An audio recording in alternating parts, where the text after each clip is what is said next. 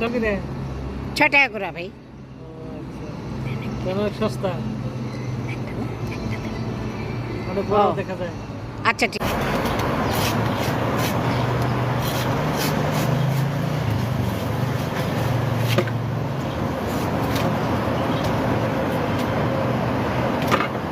কত এটা? কোনটা নেবেন? এটা এইটা নিলে পরে 60 টাকা। এই ভাই কই যান? এই ভাই, এই কিছু কয়ে যান। আরে ভাই দাম না কয়ে চলে যায়, কি ধরনের? ডাব কত করে? জি 6 টাকা করে। ওখানে তো 60 টাকা বললেন।